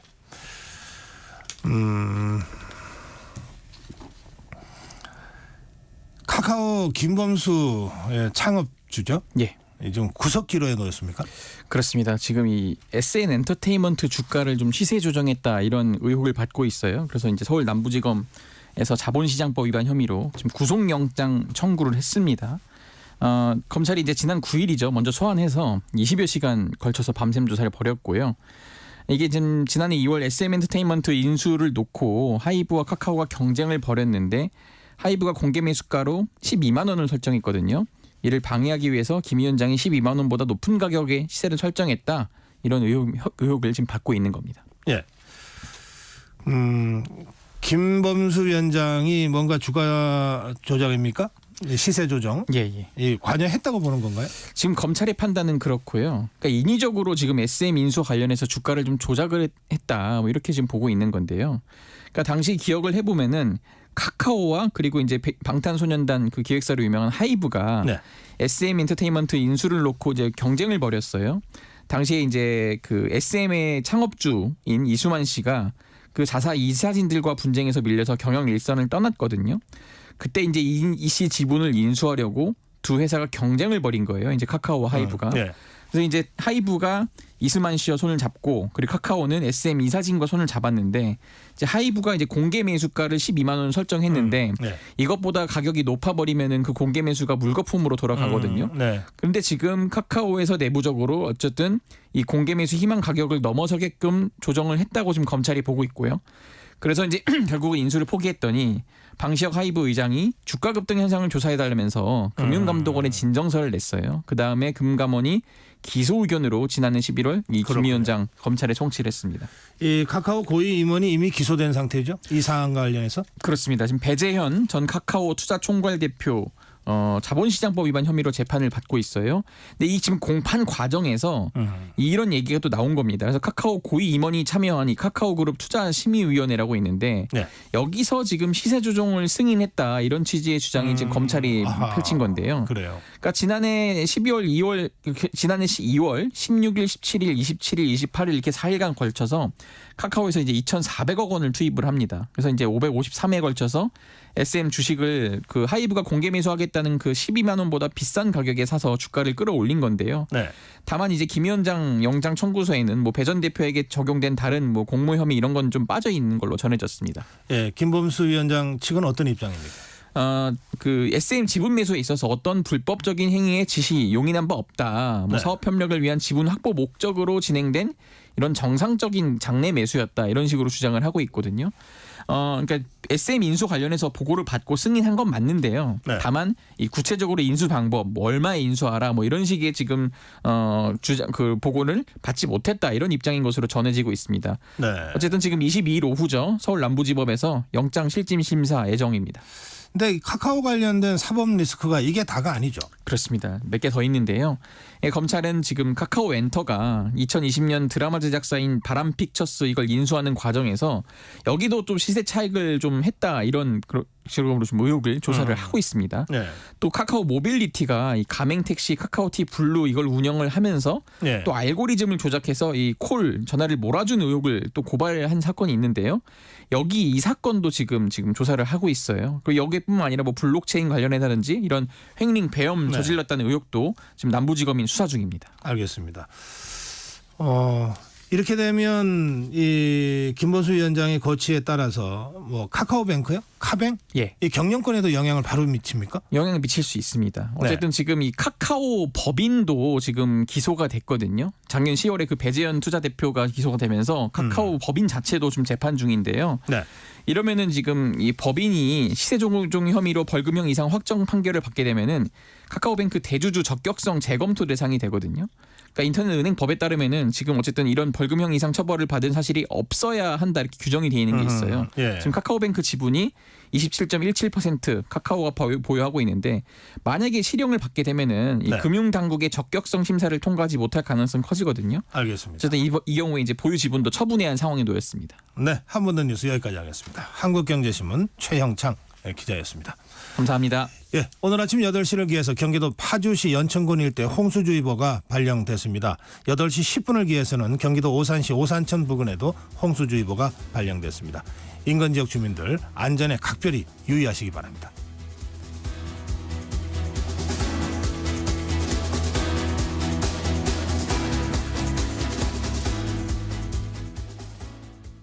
(2024년 10월 1일부터) 폐기물 처리 현장 정보 전송 의무화가 사업장 일반 폐기물과 수출입 폐기물까지 확대 시행됩니다.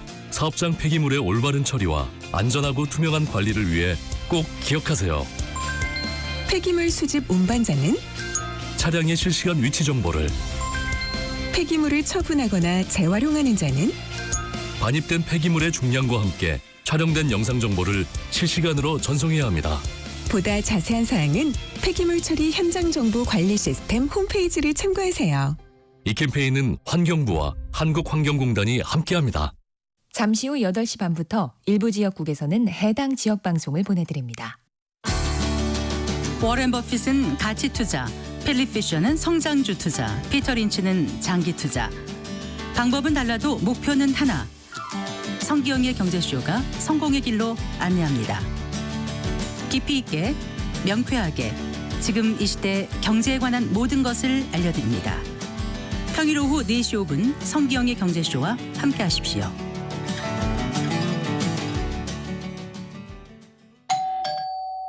편지 왔습니다. 퇴근길 지친 당신에게 힘이 되는 뉴스를 전해드립니다. 매일 저녁 5시 5분 당신과 함께 읽는 세상 이야기 KBS 1라디오 뉴스레터 K. 지금 시각은 8시 30분입니다. KBS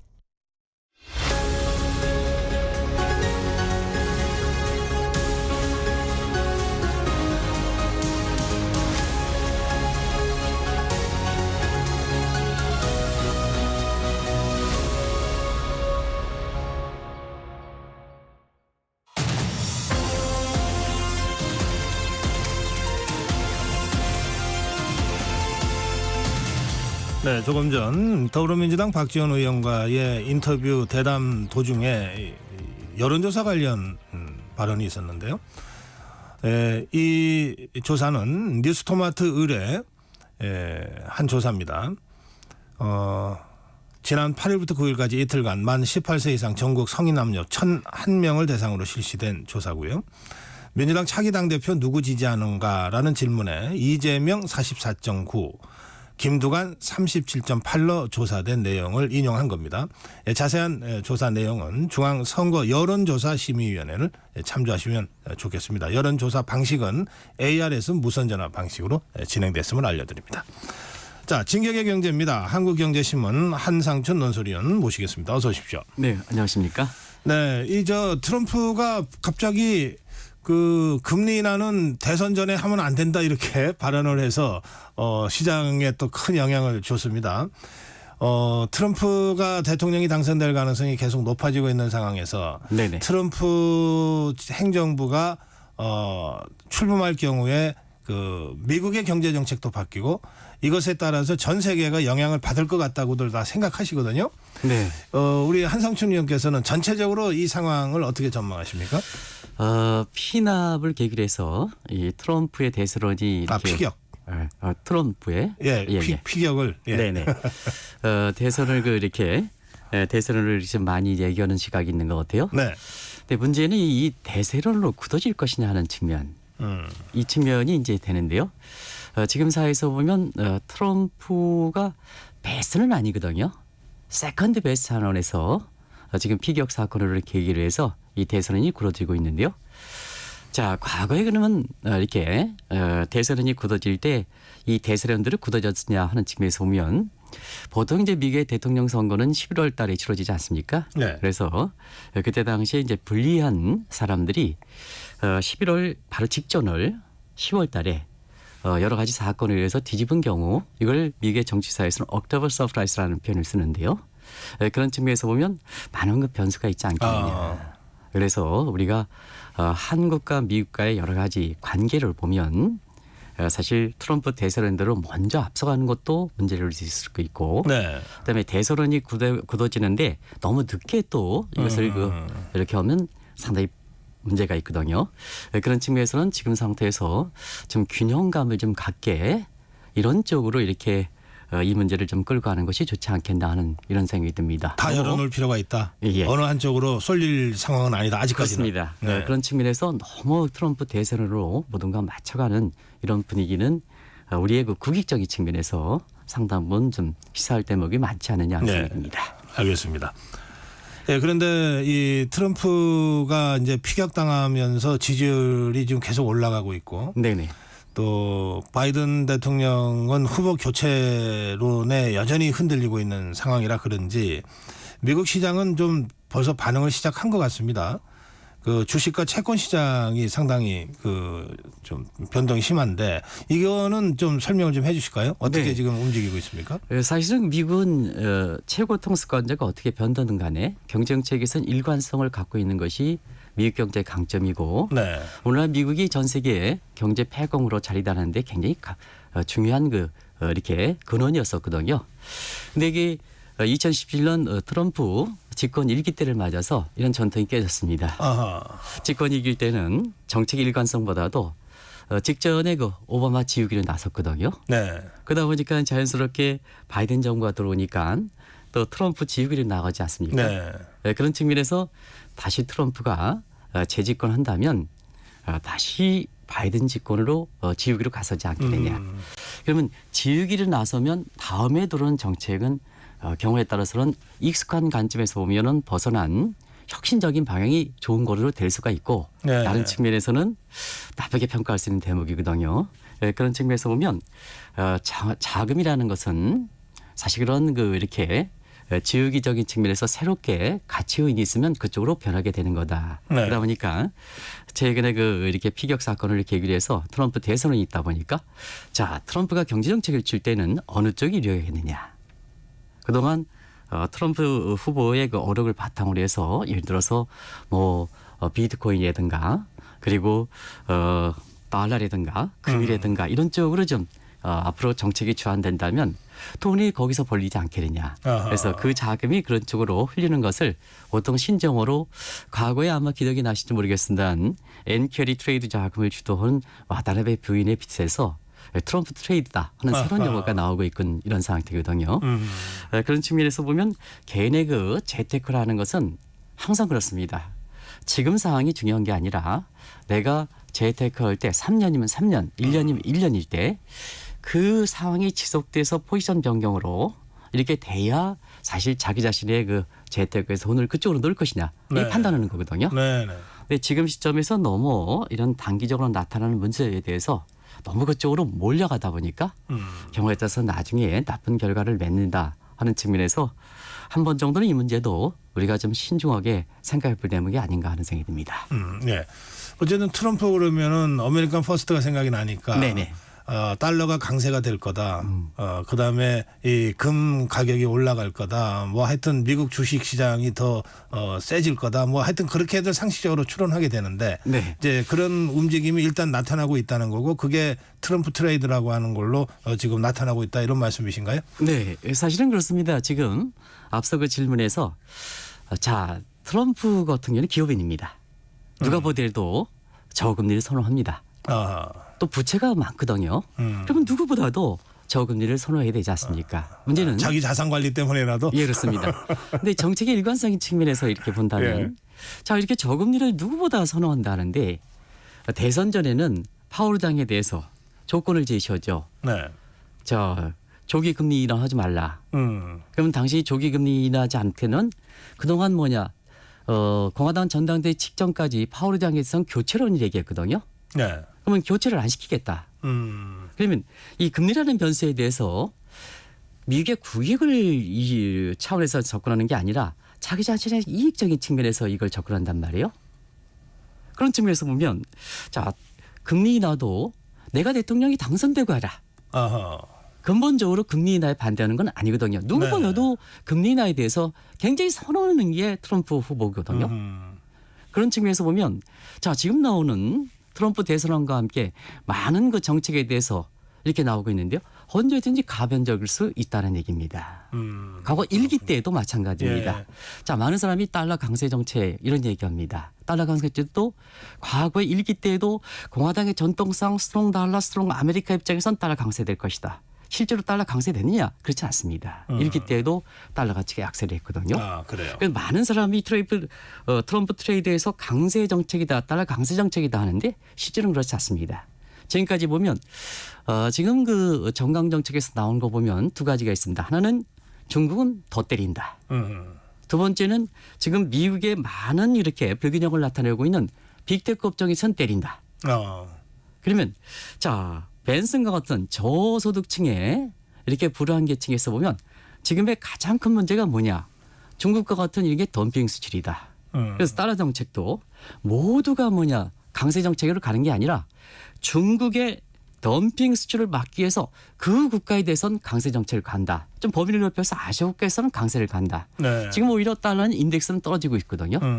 이런 과정에서 뭐든지 무기의 국익적인 측면에서 또 본인 자신의 사익적인 측면에서 이것을 해석하기 때문에 언제든지 가변적인 이렇게 속성을 갖고 있다. 집권 1기에도 마찬가지다. 그래서 1기 때 공화당의 전통이 많이 무너졌다 하는 걸 말씀드리겠습니다. 그러니까 트럼프는 개인적으로는 금리 인하를 생각하고 있는데 정치적인 이유 때문에 대선 끝나기 전에는 금리 인하하지 마라라고 이제 공개적으로 요구한 거 아니겠어요? 네, 그렇습니다. 자, 그러면 아까 우리 한상춘 의원께서는 미국 경제가 근데 뭐 대통령 하나 바뀐다고 확 하는 거 아니다. 나름의 그 어떤 안정성을 가지고 있어서 미국이다. 이런 말씀하셨잖아요. 그런데 그거를 지켜주는 게 미 연준 아닙니까? 네, 그렇습니다. 그러면 파월 의장이 트럼프가 한마디 했다고 해서 원래 한 9월쯤에 일하려고 했던 거를 진짜로 안 할까요? 아니면은 이거는 연준은 연준이야. 트럼프는 트럼프고 하고 자기 나름의 어떤 그 원칙대로 할까요? 트럼프가 일부에서는 정치 신출내기로서 1기 때 이렇게 당선됐을 때 많은 사람이 트럼프는 협상의 기술이다. 하는 이런 쪽에 협상의 달인이다 이런 쪽으로 얘기했습니다. 그런데 트럼프의 협상의 달인 이런 측면에서 보면 뭐든지 자기가 책임을 질 때는 항상 대리인을 둬서 그쪽으로 이렇게 대리인을 행동하던가 아니면은 책임을 전가할 때는 다른 사람의 전가하는 이런 양상을 보이거든요. 네. 어떤 각도로 볼 것이냐. 좋은 각도로 보던 협상의 달이지만 사실 경제 전체적인 측면에서는 국익을 많이 손상시킨다는 이런 측면을 갖고 있습니다. 아하. 자, 그러면 지금 트럼프가 시간이 가면 갈수록 이 경제 정책에 초점을 맞춘 이런 쪽으로 그 정책 대결이 이게 본격적으로 이렇게 될 거로 보이는데요. 이 정책 분야의 트럼프의 대선의 가장 기본적 출발이 있습니다. 하나는 뭐냐? 지금 미 국민들이 고통을 당하는 인플레 문제는 바이든 정부에서 잘못된 정책에 출발하고 있습니다. 그러면 자, 인플레의 주무부서는 뭘까? 페드이지 않습니까? 연준이지 않습니까? 네. 연준의 최고 책임자는 파월이라는 네. 얘기입니다. 그래서 뭐냐? 이번에 공화당 전당대회에서는 두 가지가 있었습니다. 하나는 파월을 교체시키겠다. 그리고 페드에 대해서도 사실 많은 사람이 고답적지고 정치적으로 그다음에 독립성을 지켜야 된다 하지만 이 트럼프의 선거 요양집을 한 헤럴드 재단의 프로젝트 2025에서 보면 페드의 개편안이 나오거든요. 거기에 세 가지 내용이 있는데요. 페드를 자체 폐지시키겠다. 아하. 두 번째는 지금 페드에 대해서 임명권은 파월만 갖고 있는데요. 페드의 보드 멤버, 금리를 결정하는 나머지 FOMC 멤버까지 임명권을 장악하겠다. 신여론. 네. 그리고 2022년 오바마 정부 때 전통적으로 페드는 물가 안정에 있었는데요. 여기에 고용 창출 목표를 했거든요. 자, 지금까지 보면 인플레 목표치도 제대로 달성하지 못하는데 왜 고용 창출 목표가 되느냐? 이거 폐지시켜라. 물가 안정에 전략하라. 이런 입장이거든요. 근데 만약에 파월이 사실 자신의 어떤 임기를 보장하기 위해서 트럼프의 카드를 받아들였다. 네. 그러면 패드가 축소하는 측면에 또 한 가지는 트럼프의 입김을 받아들이는 측면에서 페드의 독립성과 중립성까지 잃어버리는 최악의 결과거든요. 글쎄요. 예. 그러면 파월 입장에서는 만약에 트럼프의 카드를 받아들였다면 역대에서 가장 페드의 설립사상 최악의 페드 의장이 될 겁니다. 그런 측면에서 보면 마지막으로 그동안 파월이라든가 이런 측면에서는 인플레 진단이라든가 완전고용 진단이라든가 금리 인상 시점도 늦어지는 상태에서 비판이 많았지 않습니까? 네. 그래서 받아들이지 않는다면 본인이 다시 한번 이렇게 회생할 수 있는 재평가가 될 수 있는 중요한 계기가 될 거로 이렇게 보이는데요. 파월의 선택은 아직은 좀 네, 남아있다. 알겠습니다. 예, 마지막 질문인데요. 네. 지금 바이든 정부 하에서는 그 IRA요.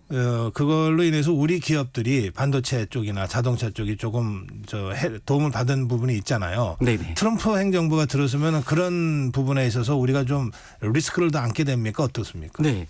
사실 IR과 관련돼서는 분명히 아마 트럼프 이렇게 후보가 재집권한다면 가장 먼저 이 부분은 바이든 지우기 차원에서 이것은 추진하지 않을 거로 보고 있습니다. 예. 우리가 각오를 해야 되겠네요. 우리 기업들이. 그런 측면에서 과연 한국 기업이 바이든 지에서 IR법에 지원된 부분을 어떤 쪽으로 이렇게 될 것인가. 완전히 폐기해서 한국 기업들도 어려운 사태를 될까.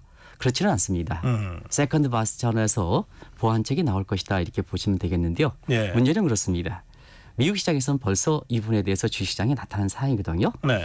자, 빅테크 업종은 어떠냐 하면 이 지금 부통령으로 임명되는 제이드 벤슨 입장에서는 러스트벨트에 이렇게 아주 어려운 가정 출신이 아니겠습니까? 네. 이분이 주도할 거로 이렇게 보고 있는데요. 이 IT라든가 그다음에 AI 업종은 모난자 이펙트가 있다는 얘기입니다. 예를 들어서 내가 만약에 이렇게 엔비디아의 창업자인 젠스랑이라면 자 AI와 관련된 지금의 누리는 것이 과연 젠스랑의 기본적으로 갖고 있는 능력이냐 아니면 AI라든가 이런 거에서 가지고 있는 혜택이냐 하는 측면에서는 본환자 이펙트가 있다 그런 거거든요. 그럼 AI라든가 디지털 교육을 못 받은 본인 자신의 출신 여직에서는 상흔효과, 스케일 이펙트 불이익이 있다는 얘기거든요. 어떻게 해석할 것이냐. 빅테크 규제해야 된다. 어떻게? 그거는 바이든 정부에서도 지금 리나 카니언은 연방거래준비위원회 반독점 규제과에서 예일대 교수가 지금 주관한 사항이거든요. 네. 그런 관측에서 매일 같이 해서 보다 빅테크에 대해서 규제하다 보니까 지금 이게 말씀하신 대로 이번에 대해서는 분명히 우리 입장에서는 대응책을 좀 써놔야 되지 않겠냐 하는 생각이 듭니다. 알겠습니다. 오늘 여기까지 듣겠습니다. 말씀 잘 들었습니다. 네, 고맙습니다. 한국경제신문 한상춘 논설위원이었습니다. 전격시사 듣고 계신 주간 시각 8시 45분입니다.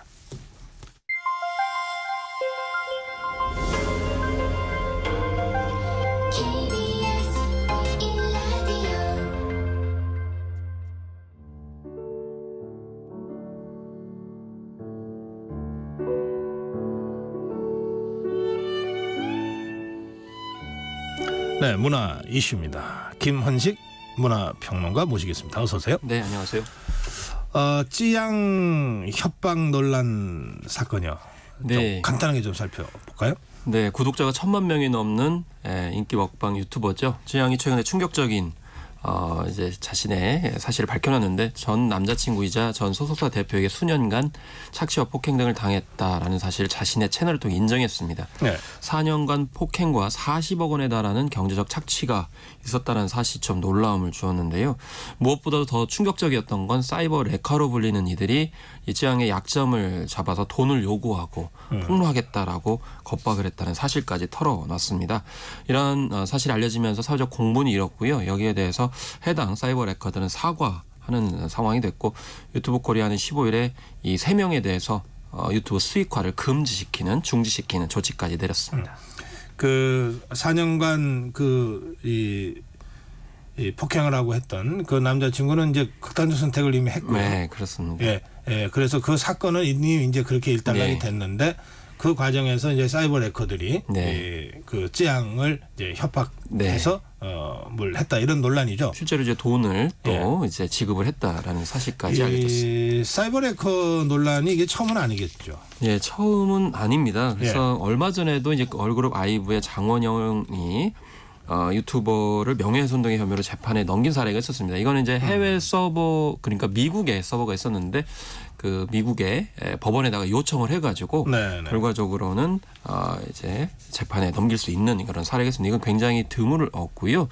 또 민식이법을 반대하면서 고 김민식 군의 부모에 대해서 허위 주장을 했다가 재판을 넘긴 유튜버 같은 경우에는 이제 유죄를 선고받은 적이 있습니다.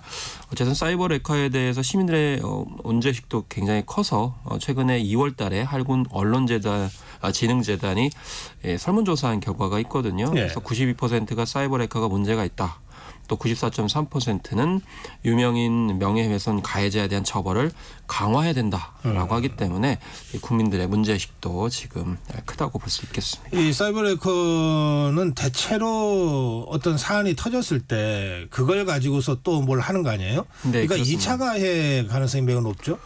네, 2차 가해의 여지가 있죠. 그러니까 사실은 언론 매체로서의 어떤 기본적인 어떤 소양, 뭐 그런 태도들이 좀 안 돼 있는 측면이 있다 보니까 2차 가해도 많이 나오는 것 같은데 이번에도 이 정국진이라고 하는 사이버 레카가 사실을 인정했어요. 300만 원을 2024년 2월 27일에 입마감 대가로 받았다.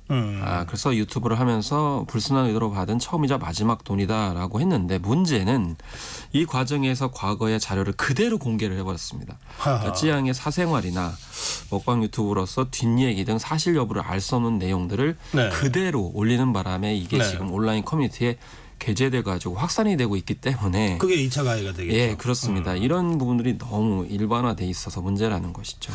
근데 이렇게 사이버 레커들이 이제 기승을 떨치게 되는 게 일종의 그 알고리즘 때문이라는 얘기도 있어요. 그렇습니다. 그래서 유튜브 같은 경우에는 최대한 한번 발을 들여놓게 되면 장시간 이제 머물도록 만드는 것이 이제 알고리즘인데 이용자의 전체 시청 시간 중 70% 이상이 바로 유튜브의 추천 알고리즘을 통해서 발생을 합니다. 그러면 이 알고리즘하고 사이버 레커하고 무슨 관련이 있느냐? 영상을 빠르게 올려서 이슈를 선점할수록 알고리즘의 선택을 받을 가능성이 높다라는 겁니다. 그러니까 다른 데서 다루기 전에 재빨리 먼저 올리게 되면 특히 1순위를 올리게 되면 그것이 계속 이제 추천이 될 가능성이 높다는 거지. 이걸 이제 선점이라고 볼 수 있겠는데 그러다 보니까 사이버 레카들이 다른 어떤 사람들이 하기 전에 먼저 이렇게 다루다 보니까 사실관계 여부를 체크하지 못하고 그런 가운데 특히 유명인이나 연예인들은 항상 주목을 받다 보니까 특히 사실 유튜브 같은 경우에는 그 보호장치가 거의 없다고 해도 과언이 아니야. 왜냐하면 연예인들 같은 경우는 유명 기획사 같은 경우 좀 보호장치가 있거든요. 법적 조치한다든지. 근데 뭐 1,000만 그런 유튜버라 하더라도 사실은 거의 보호장치가 없기 때문에 무방비하게 노출될 가능성이 없다. 이렇게 말씀드리는 이유는 뭐냐면 유튜버 크리에이터를 꿈꾸시는 일반인들이 상당히 많아요. 근데 유명해질수록 거꾸로 약점이 많을 수 있다라는 점. 이 점을 이제 말씀드리고자 합니다. 그래요. 그 유튜브 크리에이터들이 그 구독자가 많아지면 사실 이른바 연예인 이상의 사회적 영향력을 발휘하게 되거든요. 또 사실은 뭐 유명 정치인보다도 더 영향이 클 그렇죠. 때도 있어요. 그런데 말씀하신 대로 보호 장치는 하나도 없어요. 네, 없습니다. 약점이 있을 경우에는 그거를 오히려 겁박을 할 수가 있죠. 왜냐하면 이미 많이 알려졌기 때문에 사실 조금만 무리가 있어도 뭐 당연히 이제 그 운영을 못하는 것뿐만 아니라 이제 언론에 바로 오르내릴 수가 있기 때문에 더욱 약점이 될 수 있다라는 점. 이것이 이제 사이버 레카고 또 이번에 이제 관건이 됐던 게 뭐냐면 이 세 명이 사이버 레카 연합을 만들어 가지고 단체로 겁박한 거 아니냐. 그러니까 영향력 있는 사이버 레카 같은 경우는 한 개별 사이트가 아니고 우리가 이렇게 다 모였다. 그래서 우리가 모인 연합에서 다루면은 더 확산될 수 있다라고 하니까. 집단적 가스라이팅 같은? 거의 뭐 이거는 조폭 범죄 비슷하게 이루어지는 거기 때문에 그 겁박을 받은 입장에서는 굉장히 충격에 빠질 수밖에 없고 그들의 요구에 응할 수밖에 없다라는 점이 이제 문제였습니다. 그래서 사법기관도 이 검찰도 이들을 범죄로 규정하고 범죄 수익 환수를 하겠다 이렇게 입장을 밝혔어요. 그렇습니다. 그래서 이원석 검찰총장이 사이버 레카들의 악성 콘텐츠 유포에 따른 수익 이것을 환수하는 쪽으로 이제 입장을 밝혔다는 것이 알려졌습니다. 이 범죄 수익을 면밀히 분석해서 철저히 추적하고 뭐 법령에 따라서 몰수 추징 보전 및 민사소송을 활용해서 환수하겠다 이렇게 밝혔습니다. 그동안 이제 많이 이게 제기가 돼 왔어요. 왜냐하면 예를 들면은 뭐 채널을 더 이상 운영하지 않는다 하더라도 그리고 이 해당 콘텐츠를 이제 금지한다 하더라도 그로 인해서 얻은 수익은 그대로 보존이 되는 그런 그래요. 상황이거든요. 그래서 여기에서 몰수 추징 보전은 범죄로 얻은 수익을 유죄 확정 전까지 동결하는 것을 뜻합니다. 이거는 이제 검찰에서 기소하기 전까지 법원에다가 몰수 추징 보전을 요구하면 법원이 판단을 하죠. 그걸 몰수 추징 보전을 허가한다. 그러면 이제 이걸 인용이라고 하는데 알겠습니다. 이런 이제 차원에서 보시면 되겠습니다. 만약에 동기가 돈이라면 그 범죄 수익 환수를 엄격하게 함으로써 아예 원천적으로 그렇죠. 이걸 방지할 수 있는 측면도 있을 수 있겠다. 네, 그런 생각이 맞습니다. 드네요. 그런가 하면 유튜브가 자체적으로도 이게 자정 노력을 나름대로 하죠. 예, 하기는 하죠. 그래서 뭐 운영해 보신 분들은 아시겠습니다만은 뭐 이렇게 단계가 있습니다. 그래서 처음에는 이제 경고를 내리게 되고 수익 창출을 중단하게 되고 아예 이제 그것도 모자라게 되면 채널 삭제 등의 조치를 취하고요. 또 뭐 예를 들면 이런 단계도 있습니다. 광고주가 원하지 않은 내용이 이제 포함이 돼 있습니다. 이런 얘기까지 있는데 그렇지만은 다 이렇게 하는 것 같지 않고 약간 공정성 논란이 항상 있거든요. 어떤 콘텐츠는 되는 것 같은데 어떤 콘텐츠는 그대로 두는 경우도 있고 그다음에 이게 문제가 없는 것 같은데 어떤 것은 된다고 하고 이렇게 일관성이 없는 측면이 있기 때문에 그런 점에서 앞으로 이제 좀 더 규제가 있어야 되는 건 아니냐라고 하지만 이게 잘 아시다시피 방송도 아니고 그렇다고 플랫폼이기 때문에 이걸 무분별하게 규제할 수도 없고 그 사각지대도 결국엔 사이버 레카가 이제 창고를 하고 있는 건데 어쨌든 간에 이제 서버 추적을 통해 가지고 앞서서 말씀드린 아이브의 사례처럼 명예훼손이나 수익 환수 점이 이제 굉장히 가장 긴급한 사안이라고 볼 수가 있겠습니다. 그리고 어쨌든 이 유튜브는 통신상 그렇죠. 그 제공되는 서비스이기 때문에 방송통신심의위원회 차원에서의 이 어떤 자정이나 규제 노력 같은 것들도 앞으로는 좀 더 엄격하게 진행될 필요가 있겠다 그런 생각이 듭니다. 그런 지적들이 나오고 있습니다. 네. 저 변우석 씨 황제 경호 논란이 있었는데 이건 또 어떤 사안입니까? 네, 요즘에 변우석 씨가 이제 선제역고 티오 때문에 뭐 130개 국가에서 이제 1등을 하는 등 전 세계적 인기가 있다 보니까 해외 팬미팅을 지금 많이 하고 있거든요. 그런 와중에 지난 12일에 공항을 이제 출국하다가 인천 공항에서 출국장 2번 게이트를 이용하는 가운데 이 사설 경호업체들이 10분간 게이트를 폐쇄하는 가운데 이 뭐 플래시를 이제 일반 이용자들한테 비춘다든지 심지어는 항공권 검사를 했습니다. 그렇기 때문에 이런 부분들은 너무 과잉 경호다. 심지어 황제 경호다. 이런 이제 지적이 나왔던 사안이 되겠습니다. 네, 이 저 국가인권위원회가 조사를 한다고 해요? 일단 민원이 들어왔기 때문입니다. 그래서 무엇보다도 이제 플래시를 비쳤던 부분 이런 거는 사실 일부 법조계에서는 특수폭행이 될 수 있다 이렇게 얘기를 하거든요. 왜냐하면 시야에 기본적으로 이제 플래시를 쐈기 때문인데요. 또 여기에다가 사설 경호업체가 어떻게 항공권을 검사하느냐. 이 항공권 검사 같은 경우 수사기관만이 할 수 있는 그런 거기 때문에 그런 점에서 이 인권위가 2003년에 인천공항 여객터미널 상주 직원이 특수경비원으로부터 손찌갑 소지품 대장 검색을 받아서 조사한 사례가 있기 때문에 이걸 들어가지고 조사를 해달라 이렇게 민원이 왔기 때문에 이런 점에서 아마 조사가 이루어질 것 같습니다. 연예인 입장에서는 이른바 사생팬 때문에 이런 정도의 경우는 불가피하다 이런 얘기들도 있더라고요. 사실 이 공항 같은 경우에는요. 이 연예인을 볼 수 있는 거의 유일무이한 무료 장소라고 해요. 그래서 사실 변호사 씨 같은 경우에도 굉장히 고통을 많이 받았어요. 그래서 뭐 이제 과잉 경호도 문제이지만은 팬들의 어떤 건전한 문화도 굉장히 중요하다 이렇게 볼 수가 있겠습니다. 알겠습니다. 이 모두가 다 함께 고민을 하고 맞습니다. 또 자정해 나가야 될 문제가 있는 것 같습니다. 오늘 여기까지 하겠습니다. 고맙습니다. 네, 감사합니다. 네, 문화 이슈 김원식 문화평론가였습니다. 네, 방금 전 8시 40분을 기해서 경기도 오산시 오산천 탑동대교 인근과 고양시 원당교 인근 수위가 상승함에 따라 홍수특보가 발령됐습니다. 인근 지역 주민들 안전에 유의하시기 바랍니다. 아울러 현재 서울과 경기도 대부분 지역 그리고 강원 북부, 충남 북부에 호우 경보가 발효 중입니다. 교통이 통제되는 곳도 늘어나고 있습니다. 산사태 위험도 커지고 있습니다. 호우에 잘 대비하시고 피해가 없도록 유의하시기 바랍니다. 네, 오늘 전격 시사는 여기서 인사드리겠습니다. 저는 고성국이었습니다. 비 피해 없으시도록 각별히 유의하시기 바랍니다. 고맙습니다.